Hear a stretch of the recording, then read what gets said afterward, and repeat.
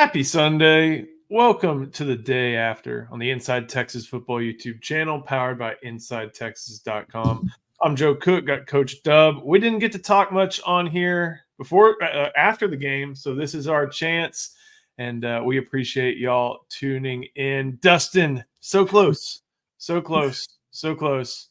We appreciate everybody tuning in. We'll kind of keep it free-flowing on this one. Of course, we have a lot of different stuff over on InsideTexas.com. You posted what we learned. You posted about, and I've written about Silas Bolden's play, stuff like that. You should go check out that article. But what did we learn from this game for Texas? You know what? Something I've been saying since the beginning of the season. I thought this team had a way of beating people in multiple ways. Even when the offense isn't clicking to start out with, like the defense is always going to show up. I thought special teams showed up. Even though Silas Bolden still scares me a little bit because he hasn't met a punt return he doesn't like. Man, what about Trey Wiseman? Like, man, making people miss in space, breaking multiple tackles, and then my guy Gunnar Helm is MVP. I love that guy, man. But I thought this is a complete team, right? When somebody has an off day, maybe this side picks you up. If they're ever having a down day, the offense can pick the defense up, need be, right? And you can provide a spark from anywhere on the team. And that's a sign of a complete team to me. And I thought so from the beginning, but now you're starting to see it throughout the season. Continue to be that way. It says a lot.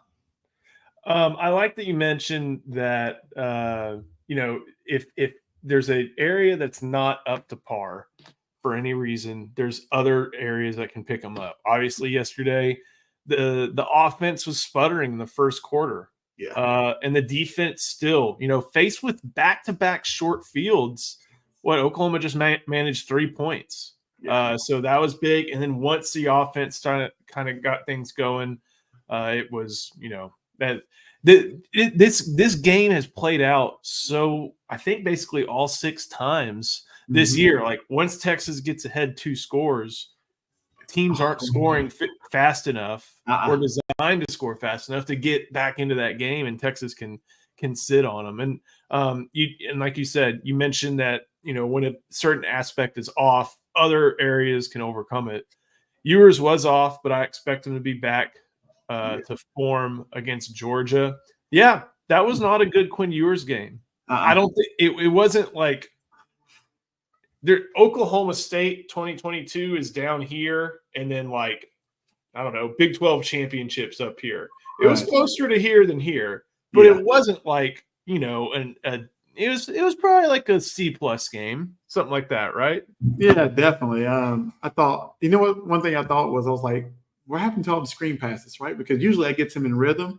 And I was maybe after the first quarter, maybe midway first quarter, I was like, yo, maybe we need to throw the quick screens, just kind of get them settled. If anybody plays basketball, like getting one shot to go in, making a layup, might get your game going. So I was like, throw the quick screen, get his game going, because he hadn't really taken many deep shots. And I thought he was looking for it for the first time, like trying to look for the deep shot versus like, hey, everything else is open. And so I thought Sark kind of got him settled, especially with the running game. So it was good to see him kind of gain his composure back, though.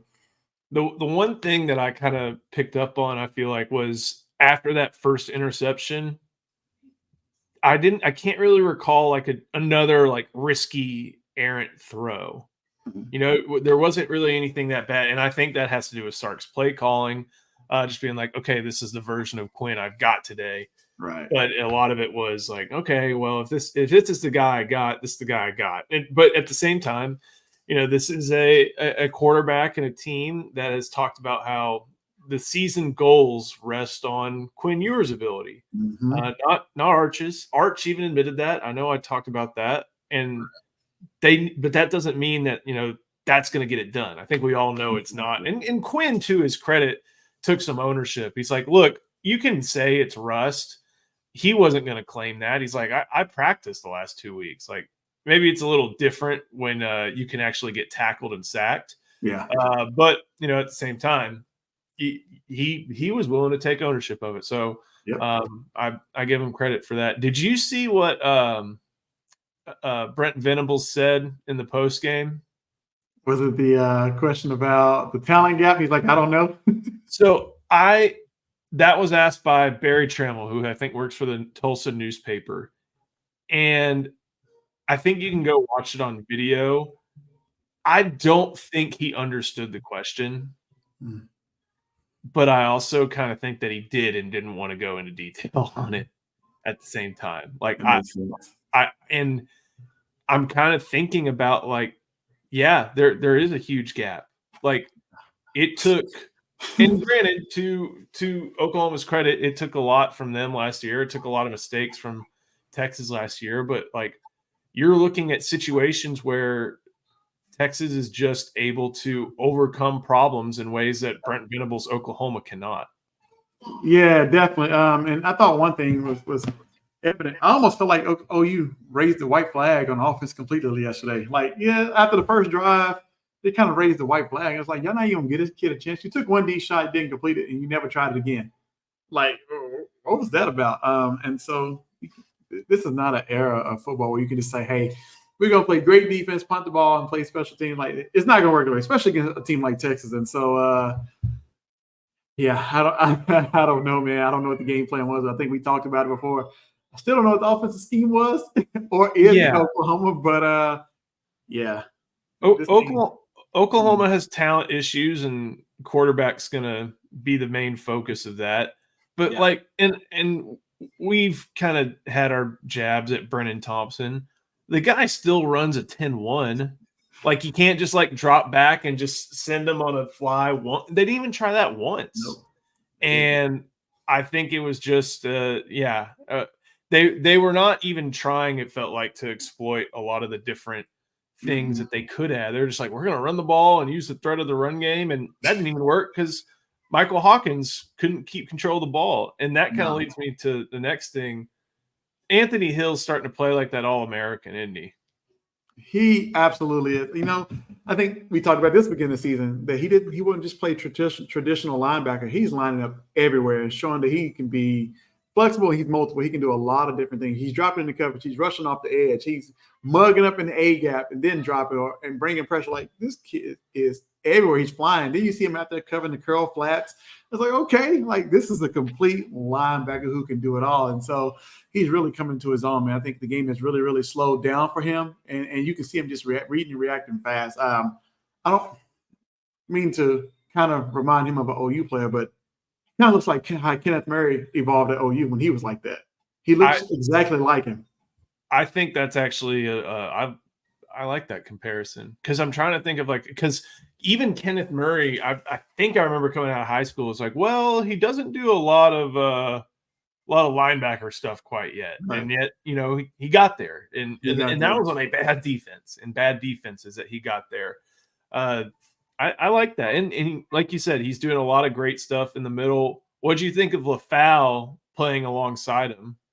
Oh man, that kid is aggressive. He comes down here. He's looking to hit everything that moves. I mean, looking at it, Bender has been playing great up until this point. So to kind of see him get the start means he has the trust of this defensive staff. Maybe they thought he was a better fit, but I thought he played well stepping in, especially they went to two-back stuff. He was like, oh, no, I'm tired of this. I know what they're doing. I'm just going to attack downhill. And he kind of lit up Taylor Tatum in the backfield. So I think he's playing well, and the game is kind of slowing down for him as well. You can kind of see they're just reacting. They're not like thinking anymore. They're just playing downhill, playing fast. So I think Coach Nanson's doing a great job in that room because even Ty Anthony Smith got in the game and he was playing fast and striking downhill. It's like, okay, these guys get it mentally. So I thought he did well, though.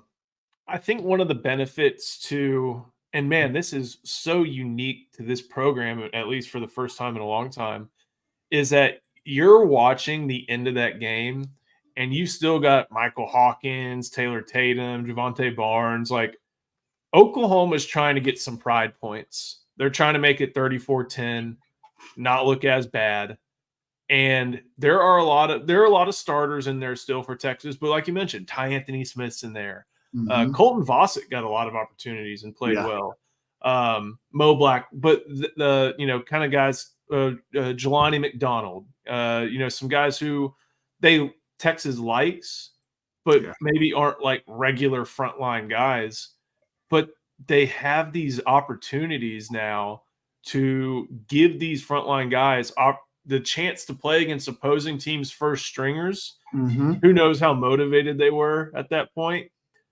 but also have something to play for.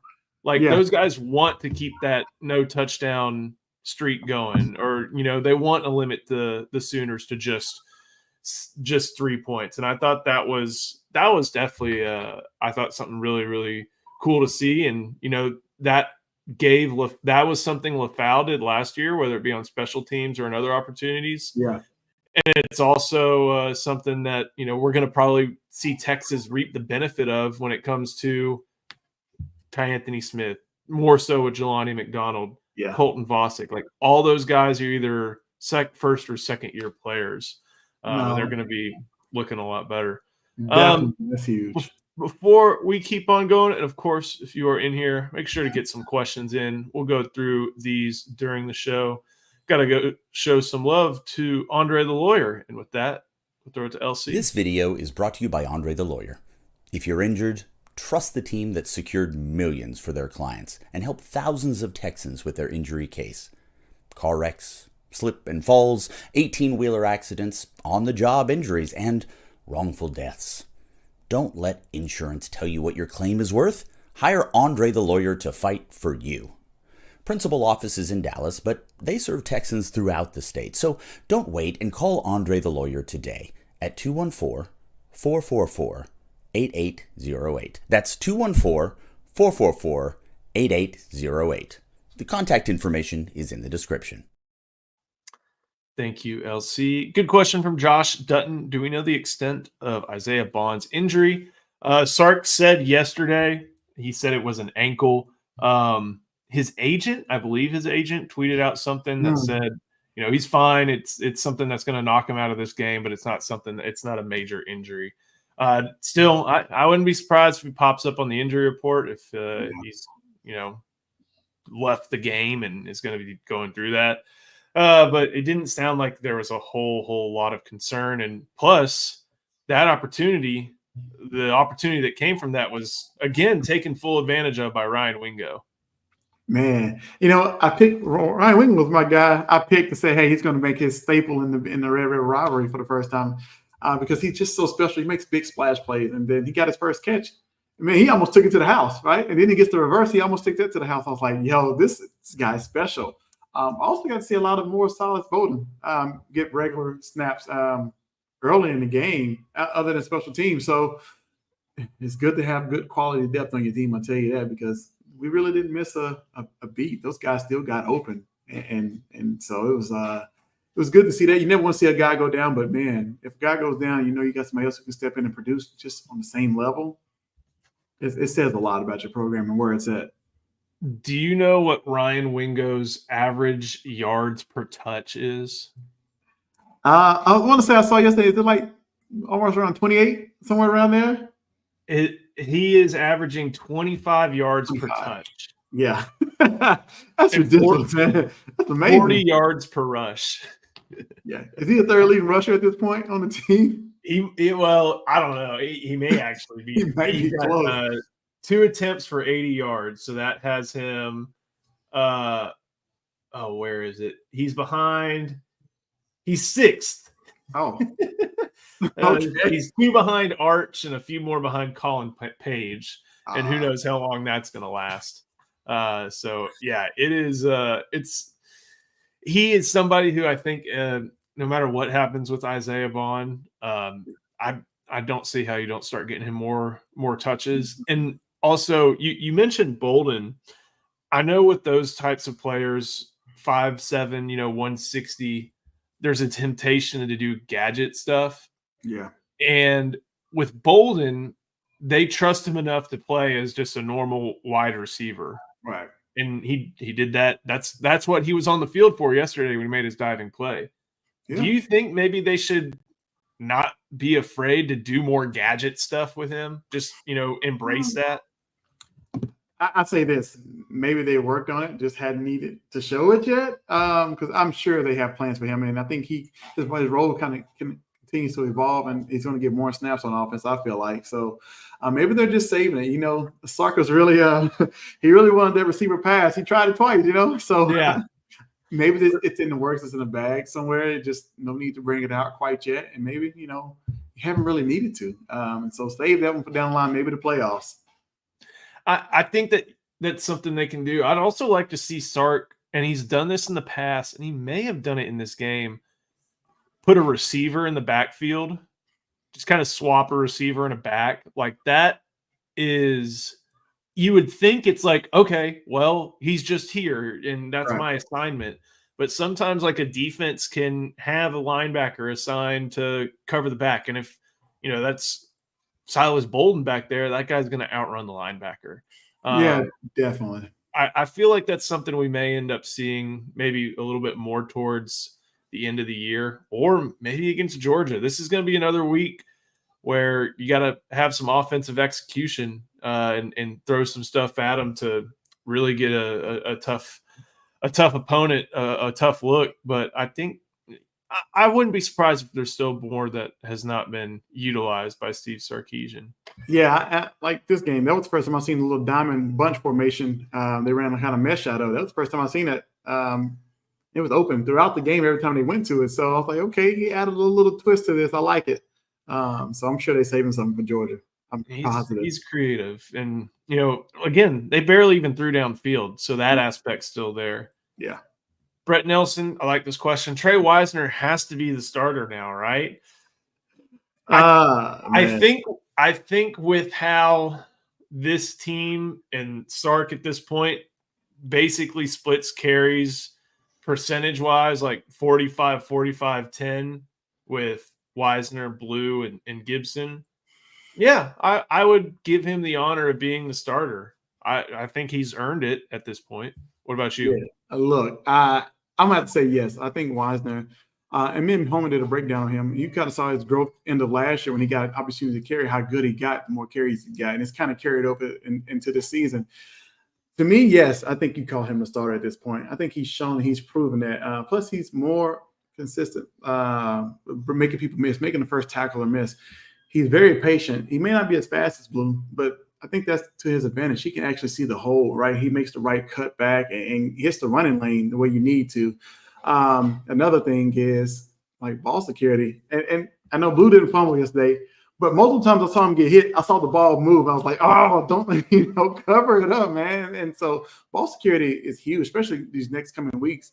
We play a lot of defenses who make an attempt to strip the ball. And so ball security is huge. And I think Wisner just has to trust the coaches more going forward, in my opinion.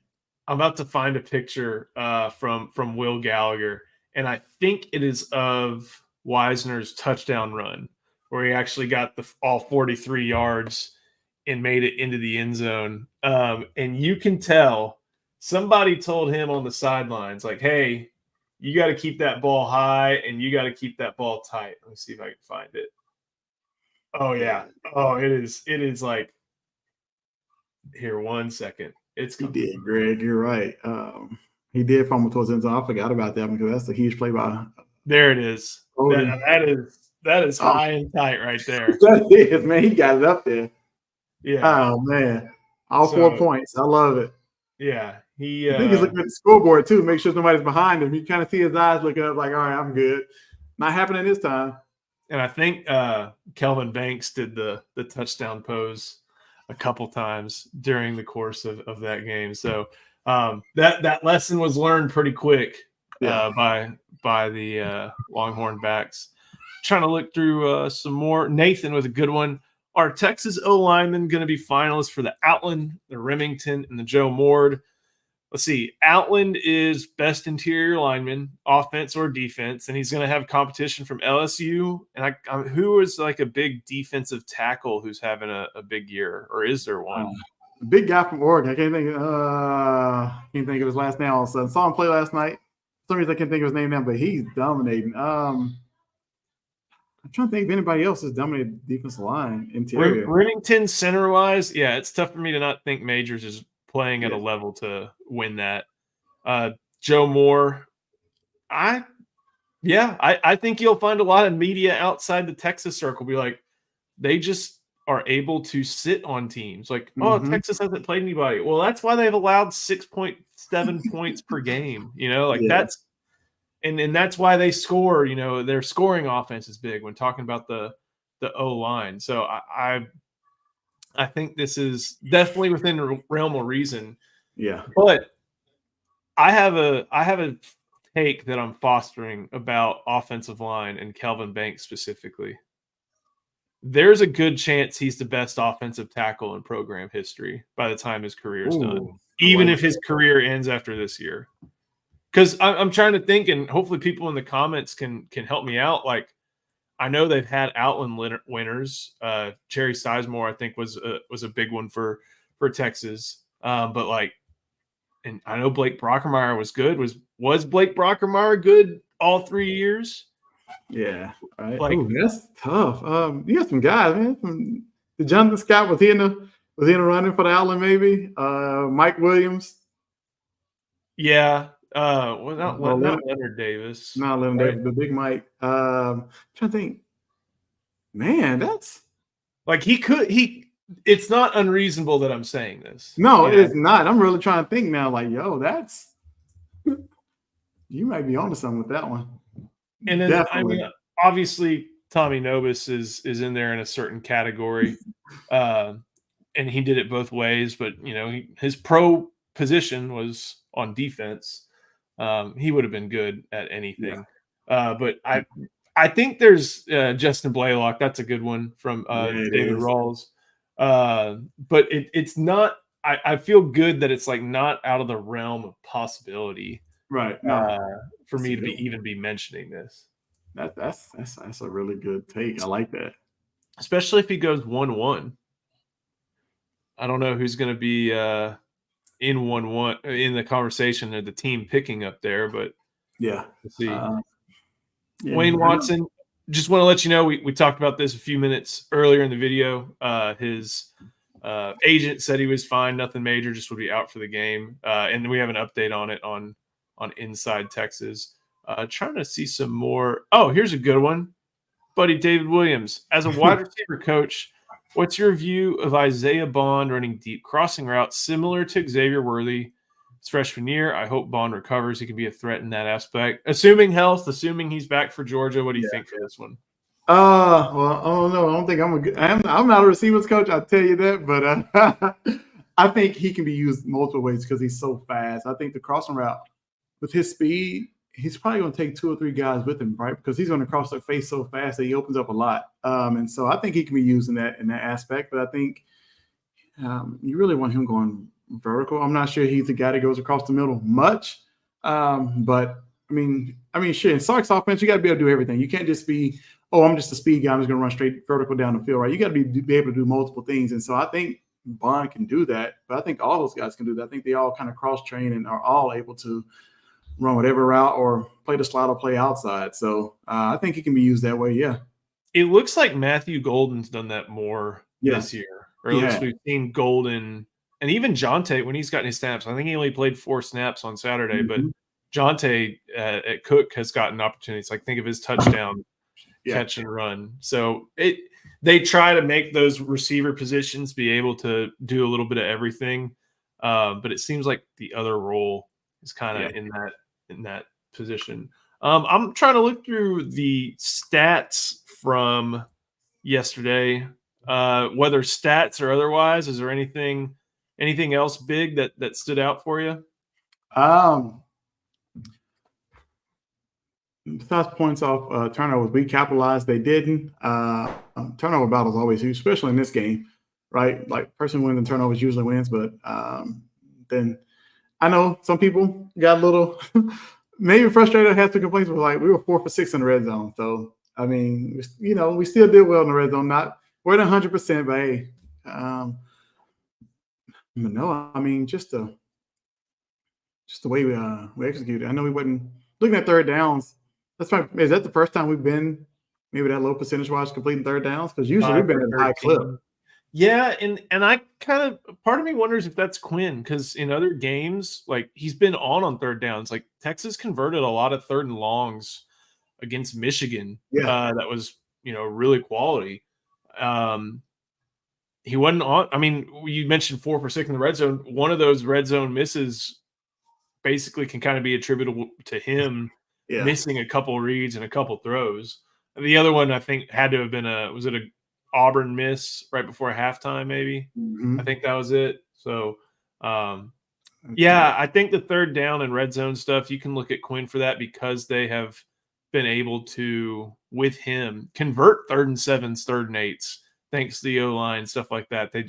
Quinn did not seem as sharp in that aspect yesterday. At all. When you were, working for the Rebels, did y'all's defense have a yards per play goal? Since I was on the offensive side of the ball, I never was in like the goal meeting for the defense, but I mean, they were all about stops and not giving people touchdowns, right? Because in this day and age, yards, yeah, okay, everybody's going to give up yards here and there, but you just want to get anybody in the end zone. So that was huge. But offensively, we had a goal. We wanted to meet each and every week offensively. Like we wanted to get over 500 yards of offense every game. Right. We wanted to score over 45 points a game. That was the goal. And so I'm sure defense had goals of what they wanted to give up, but mostly. Was there a number for yards per play that y'all had in mind? Because when you're thinking about running backs and you're thinking yards per rush, you want to be above 4. Like Right. you really want to be in 5, but like if you're above 4, it's that means it's 2nd and 6. On average every time. And the reason I bring this up is basically total yardage and raw statistics. Like you mentioned, it's about the point. You don't win by outgaining anybody. You win by outscoring them. One leads to the other. Texas is number 1 in the country in total defense. And also they are number 1 in the country in yards per play. No other team in the country allows every other team in the country allows at least 4 yards per play except for Texas. It's 3.69. It's really good, man. Another guy, Ori says, best in the nation. It's not even close. Total defense, number 1. Scoring defense, number 1. Passing defense, number 2. Rushing defense, 23.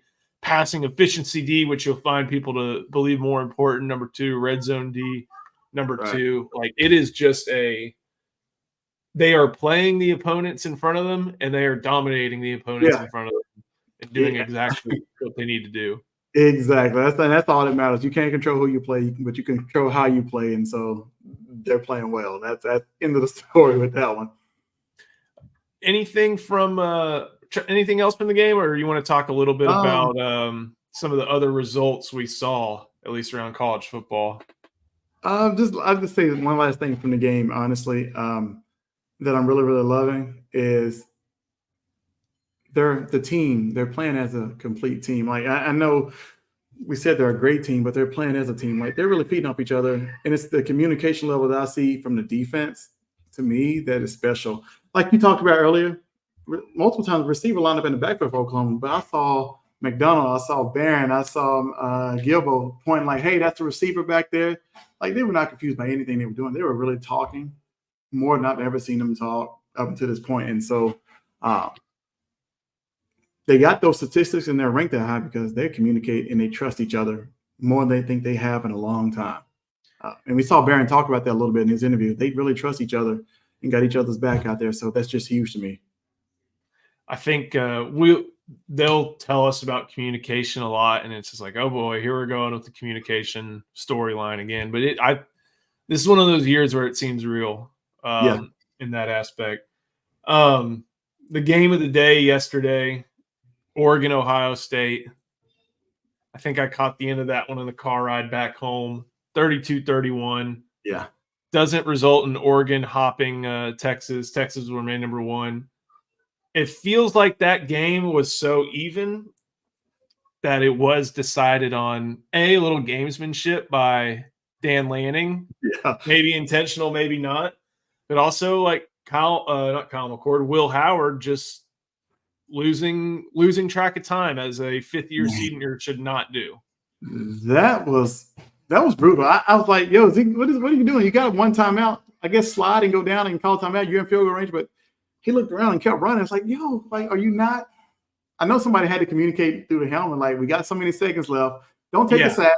You got so many yards, but get down. If you don't have anything, we'll try either Hail Mary or we're going to try a long field goal. But he just lost track of time. It's like, man, how do you do that? You know, in the heat of the battle, in the heat of the moment, like I know everybody works on situational things, especially on Thursday, your final walkthrough. That's what that is. And so you will go through situational. So not to a fifth-year senior messing that up.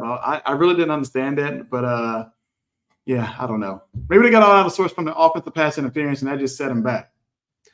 They I don't want to say they crumpled because they didn't crumble. They just made 3 costly mistakes back to back to back. Well, 2, and then they had the penalty, which I didn't know about this. They were talking about Buddy Ryan did that once or twice, just to like, if you throw 12 men on the field, it's a technically it's not a dead ball foul. Right. So it just, the clock runs, and that went from 10-3 or 10-6 and got where it was. You said you watched South Carolina, Alabama too, right? Yeah, I watched that one before the Texas game, man. I thought Alabama was pressing. They just got upset. I thought they were just pressing a lot. They were up on South Carolina. South Carolina started making plays, and you just saw the pressure and the build up in those guys' face. You saw the coaches on the sideline start to feel it too, like, oh my gosh, here we go again. And so it's not easy. It's not easy being Bama. I guess that's a lot of pressure, but man, they got to just play their game. I thought they were pressing way too much against South Carolina. We had no business even being in the game. And so, but they found a way to win. So I guess that's all that mattered at the end of the day. Winning's hard.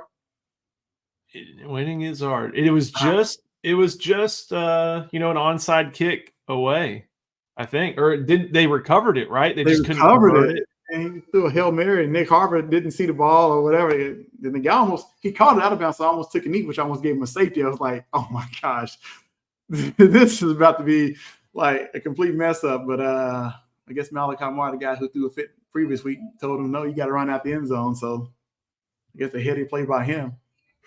A lot of thin margins in the SEC. Trying to see what else.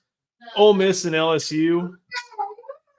That was you said you may have fallen asleep on that one. I got to watch that. So that was a legacy game for Garrett Nussmeier, without a doubt. Who and here's the thing, he was bad before that point. He finished 22 of 51. Oh. That's not good. Yeah, exactly. But when it counted, when it mattered most, made the plays they needed, especially that last one at the very, very end. It's also kind of a legacy game for Ole Miss in a bad way. Like, this is what normally happens with Lane Kiffin teams. And, you look at 5-2 and you're like, okay, they're still in it, but they're out. They are almost essentially out of the SEC title race already. Yeah. I saw like Jackson Dart look just like his dog had died yesterday. And it's just one of those things where it's like, I get it. You thought you were going to be leading a national championship contender team, and now you've got 2 losses in mid-October. So they spent a lot of time and a lot of money to try to overcome that for this season. It seems like, they went all in, and now 2 losses, that's tough. Any other big the results? UNLV was on bye, right? No, they played Friday night. Right. In a bounce back game versus Utah State. I stopped watching because it was like 41-7 at halftime. They were up. And so, but Brennan Marion's name wasn't on bye week because Oklahoma fans won't stop tagging him. It's funny, but yeah. Let's see. Florida. Oh, yeah, that's one thing we didn't touch on. Florida it might be the Lagway show the rest of the way. You know what? And about Florida, what about Tennessee? Were they overrated now? I mean, because now they're struggling. They started out hot. They struggled against OU. They won, but I don't know. Maybe they overrated, overhyped. I'm not sure, but Florida's playing better. Do you remember Kirby before the season started was telling everybody who would listen at Georgia in like media settings, like, I don't have the same depth. Right. And everybody looks at him like, oh, you're crazy. You're Georgia. Like, look at this team. And you've got this. And I wonder if that's I think even Texas is fighting that battle, although they seem more well equipped than anybody else in the country at this point to take care of it. But like with Tennessee, and granted, a lot of it's the Nico factor, still being a young kid. But like, I wonder if the lack of depth all over the place is what's leading to these results and leading to the SEC kind of just being you feel like there's Texas and Georgia, maybe Alabama, when they're firing on all cylinders, you can see what they do. They haven't done that yet. And then just, you don't know what else is going on. It could be. And like I said, and with the portal, I think depth is going other places just to play. I mean, you look at somebody like Vanderbilt. It took starters from a lot of different places. Now they're competing, right? And they're playing well. And so I think you can't stockpile depth anymore. Regardless how you may have it one year to next year, those guys, everybody wants a chance to play. And so they're going to go where they think they got a chance to play. And so, man, I think you're starting to see it across college football. Games are starting to be a lot more evened out, so to speak. Speaking of, how about Vandy? I mean, it stinks. I think that what I thought about Kentucky before the year may actually apply to Vanderbilt or Arkansas, which is a crazy thing to say. But Kentucky, I don't know.